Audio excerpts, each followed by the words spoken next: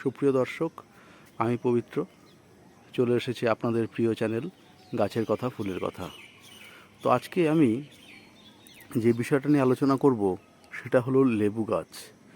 অর্থাৎ যারা ছাদ বাগান বা বাগান করেন তাদের এরকম লেবু গাছ নেই, এরকম ছাদ বাগান কিন্তু খুবই কম। অর্থাৎ লেবু গাছের প্রতি সবারই কিন্তু একটা সুন্দর ভালোবাসা আছে। সেই জন্য প্রত্যেকে কিন্তু কম বেশি ছোটোখাটো, সে লেবু হোক, মালটা লেবু, পাতি লেবু বা কমলা লেবু বা মোসাম্বি লেবু, যে ধরনের কিন্নর যে ধরনের লেবুই হোক না কেন, প্রত্যেকের ছাদ বাগানে কিন্তু কম বেশি লেবু গাছ আছে। এবং সেই জন্য সবথেকে গুরুত্বপূর্ণ হলো এই মে জুন মাসে এই লেবু গাছগুলোকে কী পরিচর্যা করব বা কী পরিচর্যা করলে সেখান থেকে প্রচুর পরিমাণে লেবু পাওয়া যাবে, সেই ধরনের কিন্তু কিছু আলোচনা আমি করব। এবং যে বিষয়টা না করলে কিন্তু নয়, যে এই সময় লেবু গাছগুলোকে প্রচুর যে লেবু হয়েছে সেই লেবুগুলোকে যদি সঠিক সাইজ দিতে হয় বা যাতে তার সঠিক সাইজ বজায় থাকে বা সেগুলো পরিপুষ্ট হয়ে একটা ভালো আকার ধারণ করে, সেই জন্য কিন্তু আমাদের কিছু পরিচর্যা করতে হবে বন্ধু। তো এই লেবু গাছের জন্য এই সময় কিন্তু সঠিক খাবার না দিলে কিন্তু এই লেবুর সাইজ সঠিক হবে না, তা পরিপুষ্ট হবে না এবং রসে সমৃদ্ধ হবে না।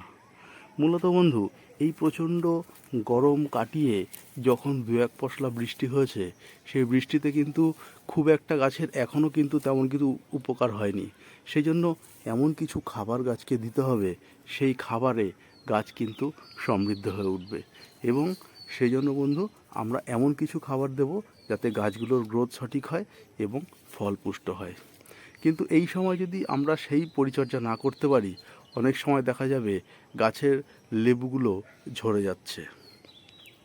সেই জন্য আমি আপনাদের সামনে হাজির হয়েছি তেমন কিছু খাবার নিয়ে। আমি সেই খাবারগুলোই বলবো, যে খাবারগুলো কিন্তু আপনাদেরকে গাছে দিতেই হবে। দেখুন বন্ধু, আমি দেখাচ্ছি আমার এই গাছগুলো লেবুতে কী সুন্দর ভরে উঠেছে। কিন্তু হয়তো আপনাদের ছাদ বাগানেও হয়তো কম বেশি এরকম হয়ে আছে। কিন্তু সেই গাছগুলোকে লেবুকে যদি সঠিক সাইজ দিতে হয়, তার জন্যই আমার আজকের এই ভিডিও। আসুন দেখে নেওয়া যাক এই গাছগুলোকে আমি কি কি সার দেব। এই জন্য আমি রেখেছি কিছুটা পরিমাণে শিংচাছি। মাটিকে ভুসভুসে রাখবে, নরম রাখবে এবং ক্যালসিয়ামের ঘাটতি মেটাবে। সাথে রয়েছে হাড়ের গুঁড়ো তাই এতে প্রচুর পরিমাণে ক্যালসিয়াম রয়েছে এবং মাটিকে উর্বর করবে এবং জল ধারণ ক্ষমতা বাড়িয়ে গাছকে দ্রুত বৃদ্ধিপ্রাপ্ত হতে সাহায্য করবে। সাথে রেখেছি কিছুটা নিমখোল, যা গাছকে ফাঙ্গাস সম্পর্কিত বিভিন্ন রকম আক্রমণ বা ব্যাকটেরিয়ার বিভিন্ন আক্রমণ থেকে রক্ষা করবে এবং গাছকে বৃদ্ধি হতে সাহায্য করবে। আর রেখেছি কিছুটা এনপিকে সার, সামান্য পরিমাণে এনপিকে সার।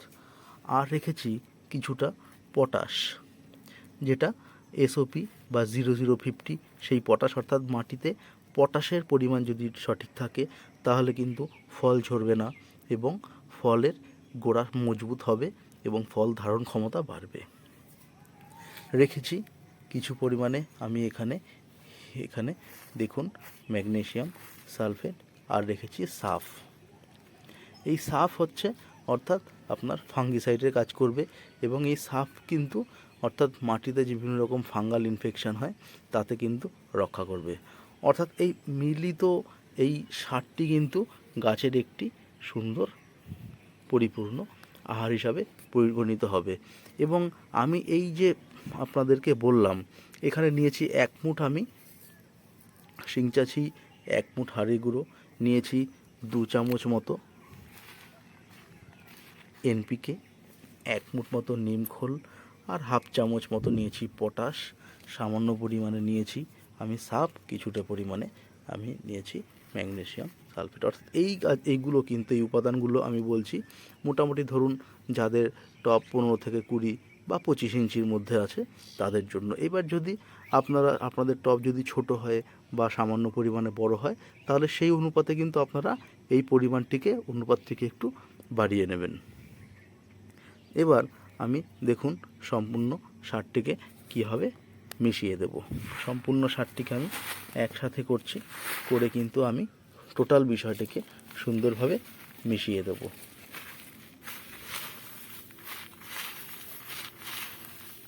দেখুন আমি সুন্দরভাবে সারটিকে মিশ্রণটি তৈরি করছি। এবং আরেকটি বিষয়, যে বিষয়টি না বললেই নয়, আমি এইখানে আরেকটি বিষয়কে আপনাদের সামনে মেশানোর চেষ্টা করব, যেটা হচ্ছে চুন। অর্থাৎ মাটিতে কিন্তু ক্যালসিয়ামের প্রয়োজন হয়, এবং মাটিতে চুন দিলে কিন্তু মাটিতে বিভিন্ন রকম রোগ প্রতিরোধ ক্ষমতাও বাড়ে। এবং লেবুতে মিষ্টত্ব আনার জন্য আমি এখানে হাফ চামচ মতো একটু চুন ছিটিয়ে দিলাম। এবার এই মিশ্রণটিকে আমি সুন্দরভাবে মেখে নেব।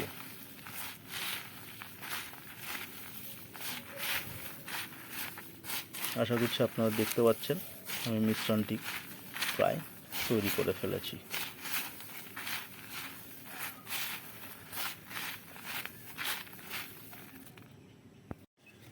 এবার আমি দেখুন গাছের মাটিটিকে ধীরে ধীরে একটু সুন্দরভাবে আলগা করে একটু খুঁচিয়ে দেব। তাতে দু একটা যদি হালকা করে শিকড় কেটে যায় বা বেরিয়ে আসে, তাতে চিন্তার কোনো কারণ নেই বন্ধু, এটা কিন্তু গাছের তেমন কোনো ক্ষতি করবে না। সেই জন্য আমি খুব ডিপে যাব না, উপর দিয়ে হালকা হালকা করে মাটিটিকে নেড়ে দেব। এবার মাটি নেড়ে দেওয়ার পর আমি সেই মিশ্রণ সারটিকে গাছের গোড়ার থেকে 6 ইঞ্চি দূর দিয়ে, বা আপনাদের টবের সাইজ বুঝে সামান্য পরিমাণে কিন্তু আপনাকে চারদিক দিয়ে ছড়িয়ে দিতে হবে। দেখুন আমি চারিদিকে কিন্তু সুন্দরভাবে সারটি ছড়িয়ে দিয়েছি।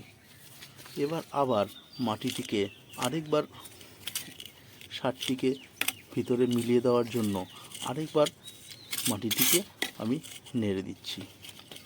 তাতে কি হবে, তাতে মাটির মধ্যে কিন্তু এর খাবারটি সুন্দরভাবে পৌঁছে যাবে এবং গাছের গ্রহণ ক্ষমতা বাড়বে বা সহজে গ্রহণ করতে পারবে। দেখুন বন্ধু, আমি কিন্তু অলরেডি মাটির সাথে সুন্দরভাবে সারটি মিশিয়ে দিয়েছি।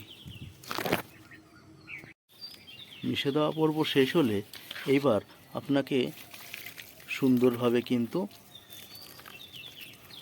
জল দিয়ে ভরিয়ে দিতে হবে, যাতে তার গ্রহণ ক্ষমতা অনেক গুণ বেড়ে যায়। দেখুন বন্ধু, আমি কিন্তু সুন্দরভাবে মাটিতে জল দিয়ে দিলাম, এতে গাছের গ্রহণ ক্ষমতা বেড়ে যাবে।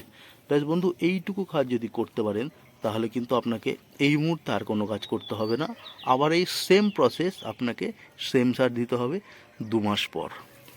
অর্থাৎ 2 মাস পর আপনি আবার সেম প্রসেস করবেন। কিন্তু এই মাঝখানে আপনাকে যেটা করতে হবে, আপনি সামান্য পরিমাণে অনুখাদ্য গাছে স্প্রে করতে পারেন বা গাছে দিতে পারেন, গাছের গোড়ায় দিতে পারেন। তাতে কিন্তু গাছে ফলের গঠন সুন্দর হবে।